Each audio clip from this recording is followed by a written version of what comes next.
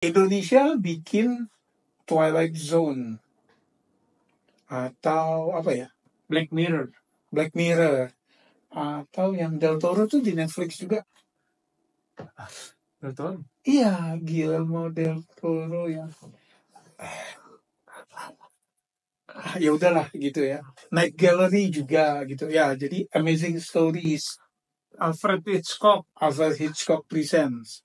Nah, sekarang Joko Anwar's Nightmares and Daydreams. The Talkies. Ngomongin film bersama Bayu dan Edoy. Oke, ini ada 7 episode. Ya, kita bahas episode pertama. Yes. Di Old House. Jadi ceritanya tentang sopir taksi Aryo Bayu yang punya ibu itu udah demensia ya, Yati Surahman ya. Ya, karena yang sebetulnya udah mengatakan, tapi yang benar-benar jadi triggernya mereka adalah ketika si ibunya itu bawa anaknya ke atas rumah susun, naruh anaknya dekat di balkon ya, di balkon gitu yang ya terjatuh. Nah itu yang jadi trigger nih kayaknya. Udahlah, kebetulan ada yang nawarin kan, si Putri Ayudhya. Ya, jadi dia sebagai supir taksi kebetulan ngangkut suster ke rumah jompo, tapi suster yang diangkut sebetulnya nggak menyarankan. Iya, gitu. Jadi begitu nyampe, ini pasti khusus buat orang kaya nih, gitu. Nah kemudian itu kan suster yang diantar Ruth Marini ya. Dia bilang sebaiknya jangan kan gitu. Nah terus si Putri Ayudhya suster satu lagi, ya udah nggak apa-apa, kita bisa free kok gitu. Nah itu dia masih mempertimbangkan sampai akhirnya anaknya mau jatuh aja dari balkon. Nah istrinya si Faradina Mufti itu emang udah kayaknya gak kuat deh gitu. Nah, sampai dititipkanlah ibunya nih ke The Old House yang memang dari tampilannya tuh kayak Old House gitu. Jadi bukan cuma buat orang tua, tapi emang rumahnya tampilannya tua gitu. Dan agak-agak terpencil. Ya, sampai dia ketemu sesama orang yang naruh orang tuanya di situ juga. Dan begitu mau ketemu susah si Sal Priadi. Gitu. Nah, sampai akhirnya si Aryo Bayu ini dia mimpi buruk, mimpi tentang ibunya gitu kan. Nah, kemudian malam-malam dia ke Old House itu mau jemput ibunya dan di situ menemukan kejutan-kejutan. Oke. Itu sinopsisnya. Ya, disutradari oleh Joko Anwar langsung. Yang pertama ya. Gue sih sebetulnya nonton episode 1 ini kayak promising banget gitu, kayak ngehook ya, dan ceritanya penuh potensi.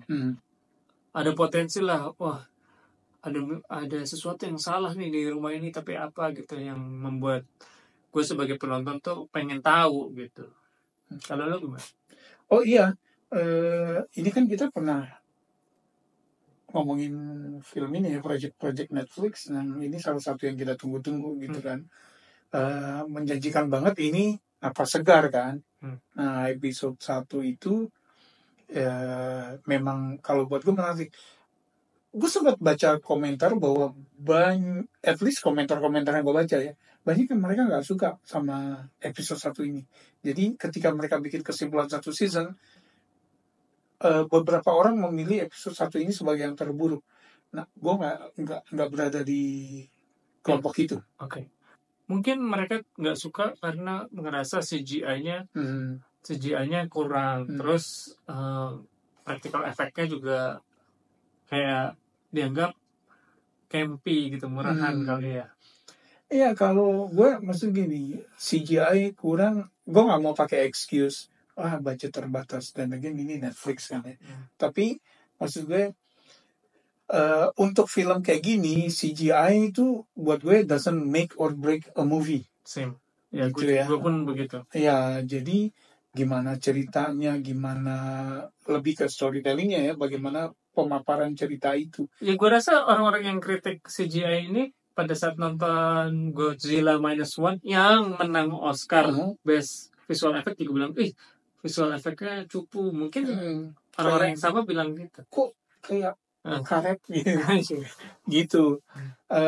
Jadi gue nggak masalah gitu ya. Sebetulnya apa? Jadi kalau menurut gue ya CGI yang terutama pada saat anak di balkon itu loh yang nggak masuk akal banget kayak gitu. Maksudnya oke lah kalau ada burung, tapi nggak kayak burung beribu-ribu burung di Jakarta, di langit Jakarta kayak. Jadi gini, kita nih penonton udah sering banget terpapar CGI jelek dari film-film yang $200 juta pembuatannya gitu ya. The Flash, film-film Marvels kemarin, MCU kemarin The Marvels gitu juga. The Flash itu gue dari adegan pembukanya aja udah thrown out of the movie ya. Yang bayi-bayi itu udah gue nggak nonton. Aduh gitu. Nah menurut gue it's not that bad di series ini gitu. Jadi kalau mau dipermasalahkan justru yang klise-klise kayak anaknya mau jatuh udah tangkap itu loh. Buat gue permasalahan yang kayak gitu kok masih dipakai gitu ya gitu. Nah tapi buat cerita ngehook gitu ya. Cuma episode 1 ini memang kalau menurut gue di momen penyelesaiannya tuh terlalu sapu bersih gitu ya. Ya kalau belum nonton, kalau udah nonton pasti paham ya maksudnya. Tapi terlalu sapu bersih, sama seperti kasusnya kayak film sainsnya Shyamalan ya. Alien datang serang segala macam, lemahnya sama air, which is 70% bumi itu isinya air. Nah sini gitu juga, flammable, gitu loh.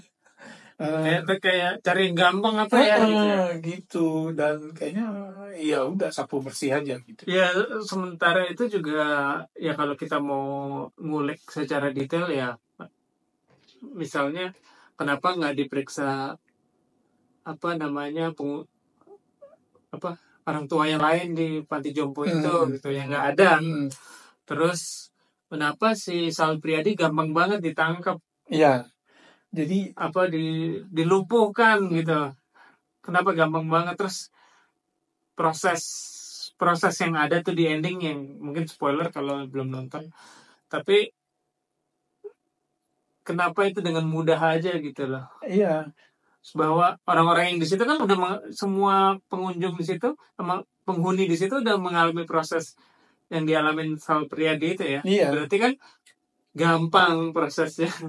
Jadi itu juga sama ya kalau menurut gue juga banyak di luar itu banyak. Di sini nih kayaknya paling all star deh di episode ini ya. Tapi banyak kayak kebuang gitu, wasted ya. Si Shaina cuma 2 scene, Kevin Ardilova bayarannya kan ya. Terus si Uli Triani cuma sebentar gitu. Ya Sal Priadi juga kan 2 scene ya. Jadi kayak gitu. Faridina Mufti kan sampai setengah kemudian hilang lah, balik lagi gitu. Jadi lebih ke wasted potentials gitu. Dan kalau menurut gue memang begitu udah masuk, apa yang ditemukan si Banji, si Aryo Bayu di dalam itu juga mengingatkan gue sama The Shining ya kayak pesta malam tahun baru kan di The Shining gitu kan. Itu mengingatkan sama itu gitu loh. Itu sih. Oke. Skor lo untuk episode 1 ini 6,5. Oke. Gue juga 6,5. Memang artinya ini bukan episode terbaik, tapi menurut gue bukan yang terburuk juga. Bukan, bagi gue ini cukup membuat hope, cuman memang ada beberapa poin-poin yang seharusnya diperbaiki kalau menurut gue ya. Ya, bukan masalah CGI ya. Ya, ending sapu bersih itu udah kayak Jokano kayak ngerasa harus tamat nih di sini, harus selesai nih episode ini. Di film-film dia kan sering kayak gitu kan. Iya. Film udah harus selesai, kemudian gue nggak tahu sampai sekarang belum ada yang gue, mungkin kecuali Siksa Kubur yang paling mending ya, tapi dari skenario yang ditulis Joko Anwar kayaknya banyak yang gue rasa miss di ketiga. Kecuali Arisan. Oke. Udah pada nonton kan? Silakan komen. Kita review kita nggak pakai teori-teori ya, karena kita nggak into ke situ, ke teori-teori itu, ke Easter eggs, kita nggak ke situ. Kita penonton awam kok, gitu. Yang udah nonton, silakan komen. Makasih udah mampir. Sampai ketemu di episode kedua. Salam.